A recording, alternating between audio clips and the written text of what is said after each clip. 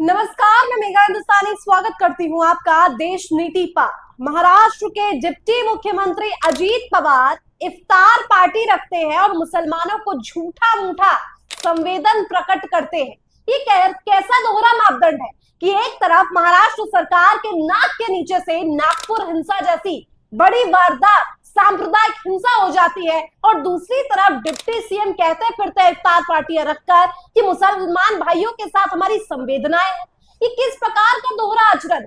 आज इस वीडियो में यही चर्चा करेंगे कि महाराष्ट्र में सांप्रदायिक हिंसा भड़काने के पीछे किस पार्टी का हाथ है और कैसे वही पार्टी अब मुसलमानों के बीच संवेदना प्रकट करते हुए नजर आ रही है। वीडियो को अंत तक जरूर देखिए। देश नीति पर नए हैं तो देश नीति को सब्सक्राइब कर लीजिए। सबसे पहले आपको बताते हैं कि ये ताजा मामला कहां से निकल कर आ रहा है। दरअसल अभी कुछ दिन पहले महाराष्ट्र के नागपुर में सांप्रदायिक हिंसा उठ खड़ी हुई थी। अब ये शांत भी मुद्दा नहीं हुआ है। देखिए, महाराष्ट्र में हुआ यूं कि नागपुर में बताया जा रहा है कि औरंगजेब की कब्र जो है वो छत्रपति संभाजी नगर में है और इस वजह से वहां पर हिंदू समुदाय और मुसलमान समुदाय दोनों के बीच में ये झड़प हो गई।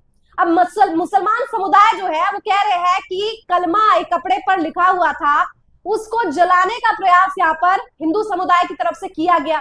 हालांकि इस बात को लेकर पुलिस ने इनकार कर दिया है, इसे महज अफवाह बताकर, झूठ बताकर फुल स्टॉप लगा दिया है। लेकिन आप बताइए कि अगर ये दंगा, मैं ये नहीं जा रही हूँ कि मुसलमान ने शुरू किया, हिंदू ने शुरू किया, दोनों ही इसमें उतने ही जो है शामिल है और किस तरीके का ये हुआ है स्तर देखिए। लेकिन स्तर से ज्यादा महत्वपूर्ण है कि इसके पीछे ये इसको पूरा प्रोपेगेंडा, ये सीड डालने का काम, इसको बोने का काम कैसे किया गया है। सांप्रदायिकता एक ऐसी विशाल पेड़ है, एक ऐसा जहर है, अफीम के जहर जैसा जो है वो धीरे धीरे फैलता जा रहा है। देखिए क्या खूब कहा गया है कि राजनीति है, धर्म जो है वो अफीम की तरह है और अब देखने को मिल रहा है कि राजनीति के अंदर धर्म जब आ जाता है तो क्या हाल होता है किसी भी देश का। देखिए, नागपुर इकलौता एक ऐसा जगह नहीं है, देश के अलग अलग कोनों में, अलग अलग राज्यों में नागपुर जैसी सांप्रदायिक हिंसा को अंजाम दिया जा रहा है। लेकिन सबसे बड़ा सवाल है इसके पीछे कौन है, कौन है ये मास्टरमाइंड। दरअसल मूवीज के माध्यम से, गानों के माध्यम से, बुक्स के माध्यम से कई बार इस प्रकार की प्रोपेगेंडा को बूस्ट मिलता है।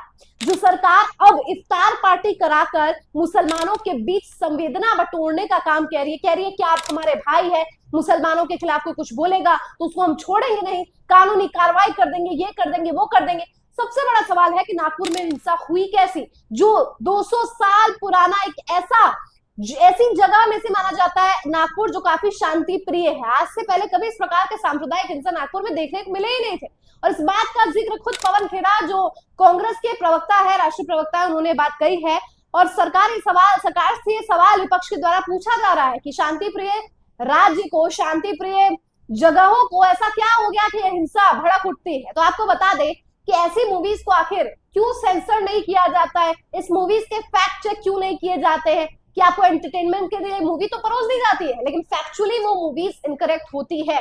तो आखिर सेंसरशिप इन मूवीज पर क्यों नहीं लगाया जाता, इनके उन पार्ट्स पर क्यों नहीं लगाया जाता है जिससे हिंसा भड़क उठने के चांसेस बढ़ जाते।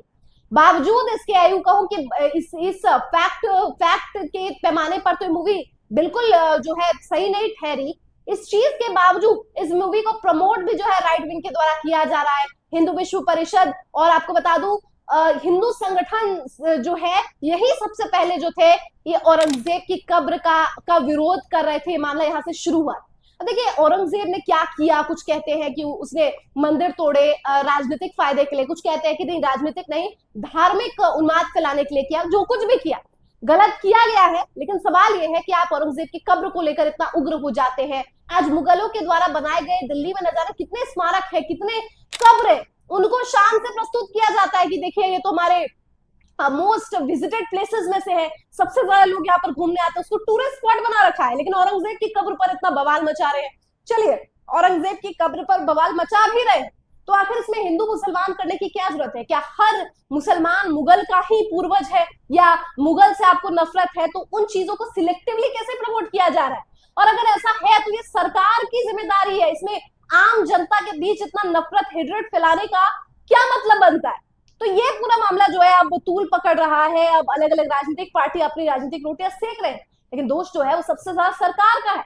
अजीत पवार डिप्टी सीएम की कुर्सी पर तो बैठ गए, इफ्तार पार्टियां करा रहे हैं और कह रहे हैं कि मुसलमान भाइयों के सामने मैं दुख प्रकट करता हूं कि इस प्रकार की चीजें हुई। ये दुख प्रकट करने से लोगों की जान वापस आ जाएगी? ये दुख प्रकट करने से जो लोगों के बीच में नफरत फैली हुई है, क्या वो शांत हो जाएगी? क्या भारतीय जनता पार्टी के नेताओं को नहीं चाहिए कि वो देश में संवेदनाएं स्थापित करने के लिए, देश में अमन चैन मनाने के लिए कुछ शांति प्रिय मैसेजेस छोड़ दे? नहीं, लेकिन इनके ही नेता जो है दंगा भड़काने वाली बातें करते हैं, देश में मुसलमानों को जलील किया जाता है, अल्पसंख्यकों को जो है गंदी बातें बोली जाती, और फिर आप बात करते हैं कि मुसलमानों के प्रति संवेदनाएं आपको है। रमेश भिदूड़ी संसद में जाकर क्या मुसलमानों को कठमुल्ला कहता है, आतंकवादी कहता है, और फिर इनके ही नेता जो है कहते हैं कि मुसलमानों के प्रति भाजपा का प्यार है। ये कैसा प्यार है, कैसी संवेदनाएं है कि एक नेता दिल्ली में कुछ और बोल रहा है, महाराष्ट्र में कुछ और बातें आ रही है? तो ये विरोधाभास जो है इनकी अपनी ही पार्टी के अंदर से फूट फूट कर निकल कर नजर आता है। आपकी क्या राय इस पूरे मुद्दे पर? कमेंट करके बताइए। मुझे दीजिए इजाजत, देखते रहिए देश नीति। धन्यवाद।